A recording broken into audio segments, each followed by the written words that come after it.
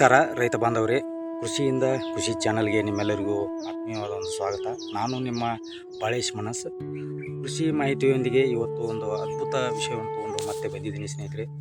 ದಯವಿಟ್ಟು ವಿಡಿಯೋನ ಸ್ಕಿಪ್ ಮಾಡದೆ ಪೂರ್ತಿಯಾಗಿ ನೋಡ್ಕೊಳಕ್ಕೆ ಪ್ರಯತ್ನ ಮಾಡಿರಿ. ಅರ್ಧಕ್ಕರ್ಧ ನೋಡಿದ್ರೆ ನಿಮ್ಗೆ ಏನೋ ಒಂದು ಸಮಸ್ಯೆ ಆಗ್ಬೋದು, ತಿಳಿಬಾರ್ದಂಗೆ ಮೇಂಟೈನ್ ಮಾಡ್ಕೋಬೇಡ್ರಿ. ಯಾಕಂದ್ರೆ ಸಾಕಷ್ಟು ರೈತರು ಕಬ್ಬ ಬೆಳಿತಿರ್ತೀವಿ ನಾವು, ಒಂದೊಂದು ಬಾಧೆಗಳು ಸಾಕಷ್ಟು ಪ್ರಮಾಣದಾಗ ಎಚ್ಚರಿಸ್ತಿರ್ತಾವೆ. ಈಗ ರಾಕ್ಷಸಗಳು ಅನ್ಬೋದು ನೀವು. ಗೊನ್ನೆ ಹುಳುವಿನಿಂದ ಎಷ್ಟೋ ಜನ ಕಂಗಾಲಾಗಿದ್ದಾರೆ. ಆ ಗೊನ್ನೆ ಹುಳ ಯಾಕೆ ಬರ್ತೈತಿ, ಯಾವ ಟೈಮ್ದಾಗ ಬರ್ತೈತಿ, ಅದನ್ನ ಯಾವ ಥರ ನಾವು ನಿಯಂತ್ರಣ ಮಾಡಬೇಕು, ಏನೇನು ನಾವು ಸಾವಯವದಾಗ ಮಾಡಬೇಕು ಅಥವಾ ರಾಸಾಯನಿಕ ಒಳಗೆ ಮಾಡಬೇಕು, ಅದನ್ನು ಮೊದಲ ಹಂತದಲ್ಲಿ ನಾವು ಯಾವ ರೀತಿ ಮಾಡಬೇಕು, ಎರಡನೇ ಹಂತದಲ್ಲಿ ಏನು ಮಾಡಬೇಕು, ಎಲ್ಲ ಈ ಮೂರು ವಿಧಾನಗಳಿಂದ ಕೂಡ ನಾವು ಅವನ್ನ ನಿರ್ಮೂಲನೆಯನ್ನು ಮಾಡ್ಬೋದು. ನಮ್ಮ ಕಬ್ಬಿನ ಬೆಳೆಯಲ್ಲಿ ಬೇರುಗಳನ್ನ ತಿಂದು ನಮ್ಮ ಕಬ್ಬಿನ ಬೆಳೆಯನ್ನು ನಾಶ ಮಾಡ್ತಕ್ಕಂಥ ಈ ಒಂದು ರಾಕ್ಷಸ ಹುಳುವಿನ ಬಗ್ಗೆ ಈ ಒಂದು ವಿಡಿಯೋದಲ್ಲಿ ಮಾಹಿತಿ ತೊಗೊಂಡು ಬಂದೆನು. ಪೂರ್ತಿ ವಿಡಿಯೋ ನೋಡೋಕೆ ಆದಷ್ಟು ಪ್ರಯತ್ನ ಮಾಡಿರಿ. ಕಬ್ಬು ಬೆಳೆಗಾರರನ್ನು ಕಾಡುವ ಒಂದು ಅತಿ ದೊಡ್ಡ ಶತ್ರು ಅಂದ್ರೆ ಈ ಗೊನ್ನೆ ಹುಳ. ಮೊದಲ ಮಳೆ ಬಿದ್ದ ತಕ್ಷಣ ಈ ಸ್ಟಾರ್ಟಿಂಗ್ದಾಗ ಏಪ್ರಿಲ್ ಆಗಲಿ, ಮಾರ್ಚ್ ಆಗಲಿ, ಮೇ ಆಗಲಿ, ಜೂನ್ ಆಗಲಿ, ಈ ರೀತಿ ಒಂದು ಮಳೆ ಆಗಿರ್ತೈತಿ. ಆ ಟೈಮ್ದಾಗ ಈ ಒಂದು ಗೊನ್ನೆ ಹುಳ ದುಂಬಿಯಾಗಿ ಎಂಟ್ರಿ ಆಕೈತಿ. ಮೊದಲೇ ಮಾತು, ಈ ದುಂಬಿಯಾಗಿ ಎಂಟ್ರಿ ಆದಾಗ ಅದು ಭೂಮಿ ಒಳಗೆ ಎಲ್ಲಿ ನಾವು ಕೃಷಿ ತ್ಯಾಜ್ಯ ಅಥವಾ ಮರದ ಕೆಳಗೆ ಸಾಕಷ್ಟು ಒಂದು ಕೃಷಿ ತ್ಯಾಜ್ಯ ಬಿದ್ದಿರ್ತಕ್ಕಂಥ ಅಲ್ಲಿ ಅದಕ್ಕೆ ಸುರಕ್ಷಿತ ಜಾಗವನ್ನು ನೋಡಿಕೊಂಡು ಅದು ಕೆಳಗಿಳಿದ ಮೊಟ್ಟೆ ಇಡೋಕ್ಕೆ ಪ್ರಯತ್ನ ಮಾಡೈತಿ. ಮತ್ತು ನಮ್ಮ ಹೊಲದ ಸುತ್ತಮುತ್ತಲು ಇರ್ತಕ್ಕಂಥ ಬೇವಿನ ಗಿಡದಾಗ, ಹುಣಸಿ ಗಿಡದಾಗ ಬೇರೆ ಬೇರೆ ಒಂದು ಹಸಿರಾದ ಎಲೆಗಳನ್ನು ತಿಂದ್ಕೊಂಡು ಅವು ಜೀವಿಸ್ಕೊಂತ ಪ್ರಥಮ ಮಳೆ ಬಿದ್ದ ಕೂಡಲೇ ನಮ್ಮ ಭೂಮಿಗೆ ಬರ್ತಾವೆ. ಅವಾಗ ನಾವು ಅವನ್ನ ಕಂಟ್ರೋಲ್ ಮಾಡಬೇಕಾಗ್ತೈತಿ. ಯಾವ ರೀತಿ ಕಂಟ್ರೋಲ್ ಮಾಡಬೇಕು ಅಂತ ಕೇಳಿದ್ರೆ ಸಾಮೂಹಿಕವಾಗಿ ಮಾಡಬೇಕು. ಆ್ಯಕ್ಚುಲಿ ನೋಡ್ತಾರೆ ಏನು, ಮೊದಲು ನಾವು ಒಂದು ಸ್ಪ್ರೇಯರ್ ಗನ್ ಮುಖಾಂತರ ಈ ನಮ್ಮ ಹುಣಸಿ ಗಿಡಗಳಾಗಿರ್ಬೋದು, ಮರಗಳಾಗಿರ್ಬೋದು, ಯಾವುದೋ ಒಂದು ಬೇವಿನ ಮರ ಆಗಿರ್ಬೋದು, ಇಂಥವೆಲ್ಲ ಮರಗಳಿಗೆ ನಮ್ಮ ಹೊಲದ ಸುತ್ತಮುತ್ತಲು ಇರ್ತಕ್ಕಂಥ ಗಿಡಗಂಟಿಗಳಿಗೆ ನಾವು ಈ ಒಂದು ಕ್ಲೋರೋಪೈರಿಪಾಸ್ ಅಂತಕ್ಕಂಥ ಒಂದು ಔಷಧಿಯನ್ನು, ಈ ಕೀಟನಾಶಕವನ್ನು ಸಿಂಪಡಣೆ ಮಾಡ್ತಾ ಇರಬೇಕಾಗತ್ತೆ ಈ ಒಂದು ವಾತಾವರಣದೊಳಗೆ. ಈ ಪ್ರಥಮ ಮಳೆ ಇನ್ನೇನೋ ಕೆಲವೊಂದಿಷ್ಟು ಕಡೆ ಆಗತ್ತೆ, ಕೆಲವೊಂದಿಷ್ಟು ಕಡೆ ಆಗಲ್ಲ. ಪ್ರಥಮ ಮಳೆ ಆದ ಕೂಡಲೇ ನಾವು ಈ ಕೆಲಸ ಪ್ರಥಮವಾಗಿ ಮಾಡಿದರೆ ಖಂಡಿತವಾಗಿಯೂ ಸ್ನೇಹಿತರೆ ಒಂದು 50% ಆದರೂ ನಾವು ಈ ಒಂದು ಗೊನ್ನೆ ಹುಳುವಿನ ಸಮಸ್ಯೆಯನ್ನು ನಿರ್ವಹಣೆ ಮಾಡ್ಕೊಳ್ಬೋದು. ಇದು ಈಸಿಯಾಗಿ ಅತಿ ಕಡಿಮೆ ಖರ್ಚಿನಲ್ಲಿ ಆಗ್ತಕ್ಕಂಥ ಒಂದು ಗೊನ್ನೆ ಹುಳುವಿನ ನಿರ್ವಹಣೆ ಆಗಿರ್ತದೆ. ಇಂಥ ಟೈಮ್ದಾಗ ಗೊನ್ನೆ ಹುಳುಗಳು ಮೊಟ್ಟೆ, ತಾಯಿ ಜರುಂಡಿ, ತಾಯಿ ಅಂದ್ರೆ ಈ ಪತಂಗ ಅಂತೀವಿ ನೋಡ್ರಿ ನಾವು, ಹಾರಾಡ್ಕೊಂತ ಬಂದು ಈ ನಮ್ಮ ತ್ಯಾಜ್ಯ ಇರ್ತಕ್ಕಂಥ ಜಾಗದಲ್ಲಿ ಅದು ಮೊಟ್ಟೆಯನ್ನು ಇಡ್ತೈತೆ. ಒಂದು ಸಾಕಷ್ಟು ಮೊಟ್ಟೆಗಳನ್ನ ಇಡ್ತೈತಿ. ಒಂದು ಇಲ್ಲ ಅಂದ್ರೂ ಕಮ್ಮಿ ಅಂದ್ರೂ ಒಂದು 10-20 ಮೊಟ್ಟೆಗಳನ್ನ ಅದ ಒಂದು ತುಂಬಿ ಇಡ್ತೈತಿ. ಹೀಗಾಗಿ ಸಾಕಷ್ಟು ಅವ ನಮ್ಗೆ ಹೊಲದೊಳಗೆ ಬೇರು ತಿನ್ನೋ ಹುಳುಗಳಾಗಿ ನಮ್ಮ ಕಬ್ಬಿನ ಬೆಳೆಯನ್ನು ನಾಶ ಮಾಡೋಕ್ಕೆ ನೋಡ್ತಾವೆ.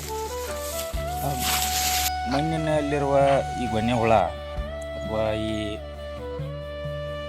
ಗೊನ್ನೆ ಹುಳುಗಳು ಮಣ್ಣಿನ ಆಳದಾಗ ಸುಪ್ತಾವಸ್ಥೆಯಲ್ಲಾಗ ಮೇ ಜೂನ್ದಾಗ ಮೊದಲು ಮಳೆ ಬಿದ್ದ ತಕ್ಷಣ ಈ ಮಣ್ಣಿನಾಗ ಬಂದ ಸುರಕ್ಷಿತ ಜಾಗವನ್ನು ನೋಡ್ಕೊಂಡ್ರೆ ರಾತ್ರಿ ವೇಳೆ ಹೊರಬಂದು ಅವು ಬೇವು, ಜಾಲಿ ಮರ ಇಂಥವೆಲ್ಲ ತಿಂದು ಮತ್ತೆ ಮಣ್ಣಿನೊಳಗೆ ಹೋಗಿ ನೂರಾರು ಮೊಟ್ಟೆಗಳನ್ನು, ಆ ಮೊಟ್ಟೆಗಳಿಂದ ಹೊರಬಂದ ಮರಿಗಳನ್ನು, ಎತ್ತಿನ ಬೇರನ್ನು ತಿಂದು ಬೆಳೆ ನಾಶ ಮಾಡಿ. ಅದಕ್ಕೆ ನಾವು ಈ ತಾಯಿ ಏನೋ ಜರುಂಡಿ ಅಂತ ನೋಡ್ರಿ, ಅದು ಪತಂಗ, ಅದನ್ನು ಮೊದಲ ಹಂತದಾಗ ನಾವು ತಡೆ ಹಾಕಬೇಕು. ಏನು ಮಾಡಬೇಕು ಅಂತ ಕೇಳಿದ್ರೆ ರಾತ್ರಿ ಹೊತ್ತು ನೋಡ್ಬೇಕು. ಹೋಗಿ ರಾತ್ರಿ ಹೊತ್ತು ನೋಡಿದ ಟೈಮ್ದಾಗ ಆ ಗಿಡದೊಳಗೆ ಆ ದುಂಬಿಗಳು ಇರ್ತಾವೆ. ಅವನಲ್ಲಿ ನಾವು ಏನಾದರೂ ಒಂದು ಲೈಟ್ ಟ್ರ್ಯಾಪ್ ಮುಖಾಂತರ ಈ ಕೆಲವೊಂದಿಷ್ಟು ದೀಪವನ್ನು ಅಳವಡಿಸೋದು. ಇಲ್ಲಾಂದ್ರೆ ನೀವು ಅಲ್ಲಿ ಏನಾದರೂ ಒಂದು ಸ್ವಲ್ಪ ಈ ಬೆಂಕಿ ಹಚ್ಚಿ ಒಂದು ಸ್ವಲ್ಪ ಅಲ್ಲಿ ಬೆಂಕಿಗೆ ಅವು ಆಕರ್ಷಣೆ ಬರಾಕಿರ್ತಾವೆ. ಹೀಗಾಗಿ ಅಲ್ಲಿ ಏನೋ ಒಂದು ಬುಟ್ಟಿ ಇಟ್ಟು ಆ ಬುಟ್ಟಿ ಒಳಗೆ ಒಂದು ಯಾವುದಾದ್ರೂ ಒಂದು ಕೀಟನಾಶಕವನ್ನು ಸೇರಿಸ್ಕೊಂಡು ಬುಟ್ಟಿ ಒಳಗೆ ಹಿಡ್ಕೊಂಡು ಅವನ್ನೆಲ್ಲ ನಾಶ ಮಾಡ್ಬೇಕಾಗ್ತದೆ. ಇದು ಮೊದಲ ಹಂತದ ಒಂದು ಇರ್ತೈತಿ. ಇದು ಲೈಟ್ ಟ್ರ್ಯಾಪ್ ಅಂತಾರೆ ಅದಕ್ಕೆ ಸ್ನೇಹಿತರೆ. ಇದನ್ನು ನಾವು ಹೊಲದ ಮಧ್ಯ ಅಥವಾ ಬದುವಿನ ಸೈಡ್, ನಮ್ಮಂದ್ರೆ ಹೊಲದ ಹಂಚುವಿನಲ್ಲಿ ಇದು ಮಾಡಬೇಕಾಗ್ತೈತಿ. ನಾವು ಇದಕ್ಕೆ ಬೆಳಕಿಗೆ ಅವು ಬರೋಕ್ಕೆ ಚಾಲು ಮಾಡ್ತಾವೆ. ಬಂದಿಂದ ಅವನ್ನ ಅಟ್ರಾಕ್ಷನ್ ಮಾಡ್ಕೊಂಡು ಬುಟ್ಟಿ ಒಳಗೆ ಗಿಡಿ ನಾಶ ಮಾಡುವಂಥ ಕೆಲಸ. ಗೊತ್ತಿಲ್ಲ ಅಂದರೆ ಇನ್ನೂ ಒಂದು ಕೆಲವೊಂದಿಷ್ಟು ಅದಾವು. ನಾವು ಎಕರೆಗೆ ಒಂದೂವರೆ ಕ್ವಿಂಟಲ್ ತನ ಬೇವಿನ ಹಿಂಡಿಯನ್ನು ಕೂಡ ಬಳಸ್ಕೋಬೋದು. ಬೇವಿನ ಹಿಂಡಿ ಏನು ಮಾಡಬೇಕು, ಮಣ್ಣಿಗೆ ನಾವು ಸೇರಿಸ್ಕೊಂಡ್ರೆ ಮಟ್ಟಿಗಳ ಬೇವಿನ ಹಿಂಡಿಗೆ ಒಂದು ರಾಸಾಯನಿಕ ಒಂದು ಕೀಟನಾಶಕದ ಥರನೂ ಕೆಲಸ ಮಾಡ್ತೈತಿ. ಬೇವಿನ ಹಿಂಡಿ ಆಗಲಿ, ಬೇವಿನ ಎಣ್ಣೆ ಆಗಲಿ, ಇದೆಲ್ಲ ಈ ಕೆಲಸ ಮಾಡ್ತೈತಿ. ಜೈವಿಕ ನಿಯಂತ್ರಣ ಅಂದ್ರೆ ಈಗ ನಮ್ಗೆ ಮೆಟ್ರೈಜಿಯಮ್ ಅಂತ ಸಿಗ್ತೈತಿ ಈಗ ಮಾರ್ಕೆಟ್ದೊಳಗೆ. ಸಾವಯವದೊಳಗೆ ನಾವು ಮೆಟ್ರೈಜಿಯಮ್ ಅಣಿಸುತ್ತೆ ಅಂತಕ್ಕಂಥ ಒಂದು ಶಿಲೀಂಧ್ರ ಅದು.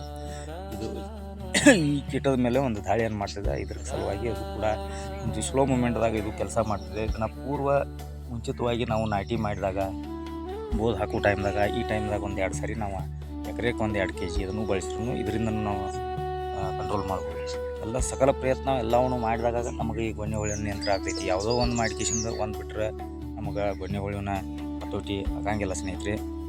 ಮತ್ತು ನೀವು ಇನ್ನೂ ಹೆಚ್ಚಿನ ಒಂದು ರಾಸಾಯನಿಕವಾಗಿ ಮಾಡೋರಾದ್ರೆ ಎಕರೆಗೆ 10 kg ಈ ಒಂದು ಗೊಬ್ಬರ ಆಗಿರ್ಬೋದು, ಅಥವಾ ಈ ಒಂದು ಉಸುಕು ಮರಳು ಅಂತಾರೆ ನೋಡಿ ಸ್ನೇಹಿತರೆ, ಮರಳಿನಾಗ ನಾವು ಅದನ್ನು ಒಂದು ಈ ಪಿಪ್ರೋನಿಲ್ 0.3 G ಪಿಪ್ರೋನಿಲ್ ಅನ್ನತಕ್ಕಂಥ ಒಂದು ಕೀಟನಾಶಕವನ್ನು ಅದನ್ನು ಬೆರೆಸಿ ಸಾಲುಗಳದಾಗ ಹಾಕಿ ಒಂದು ಸ್ವಲ್ಪ ಮಣ್ಣು ಏರಿಸಿದ್ರೆ ಅದು ಕೂಡ ನಡೀತೈತಿ. ಇಲ್ಪ ಅಂತ ಕೇಳಿದ್ರೆ ಕ್ಲೋರೋಪೈರಿಫಾಸ್ 50 EC ಪ್ರತಿ ಲೀಟರ್ ನೀರಿಗೆ 1-2-3 ml ಹಾಕಿ ನಾವು ಅದನ್ನು ಪ್ರತಿ ಗಿಡಕ್ಕೆ ಡ್ರೆಂಚಿಂಗ್ ಮಾಡ್ಬೇಕಾಗ್ತದೆ.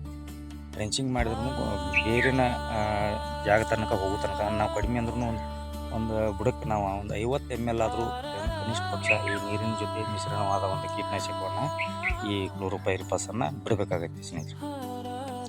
ಔಷಧಿ ಸಿಂಪಡಿಸುವಾಗ ಏನು ಮಾಡಬೇಕು, ಸಂಜೆ ವೇಳೆ ಮಾಡಬೇಕು, ಬೆಳಗ್ಗೆ ಮಾಡಬೇಕು. ಸುತ್ತಮುತ್ತಲಿನ ಮತ್ತು ಎಲ್ಲ ರೈತರು ಒಗ್ಗಟ್ಟಾಗಿ ಒಂದು 16 ಎಕರೆ ಪ್ರದೇಶದೊಳಗೆ ಈ ಒಂದು ಕಾರ್ಯಕ್ರಮವನ್ನು ಎಲ್ಲರೂ ಕೂಡಿ ಮಾಡ್ಕೊಂಡ್ರೆ ಇದು ಕಡಿಮೆ ಆಗ್ತೈತಿ ಸ್ನೇಹಿತರೆ. ಹಿಂಗೆ ಪ್ರತಿಯೊಂದು ಇರ್ತಾವೆ. ಈ ಮಾಹಿತಿ ನಿಮಗೆ ಇಷ್ಟ ಆಗಿತ್ತಂದ್ರೆ ಲೈಕ್ ಶೇರ್ ಮಾಡಿರಿ. ಮತ್ತು ಮೊದಲ ಮಳೆಯ ಈ ಒಂದು ಸುವರ್ಣ ಅವಕಾಶವನ್ನು ಬಳಸ್ಕೊಂಡು ಗೊಣ್ಣೆ ಹುಳು ಮುಕ್ತ ಕಬ್ಬನ್ನು ನಾವು ಬೆಳೆಯೋಕೆ ಒಂದು ಅನುಕೂಲ ಆಗ್ತೈತಿ. ಇಷ್ಟ ಆದರೆ ಈ ವಿಡಿಯೋ ಎಲ್ಲರಿಗೂ ಶೇರ್ ಮಾಡಿರಿ. ಮತ್ತು ಹಾಗೆ ಲೈಕ್ ಅನಿಸಿದ್ರೆ ಲೈಕ್ ಮಾಡಿರಿ. ಖುಷಿ ಚಾನಲ್ಗೆ ಸಬ್ಸ್ಕ್ರೈಬ್ ಮಾಡೋದು ಮರಿಬೇಡ್ರಿ.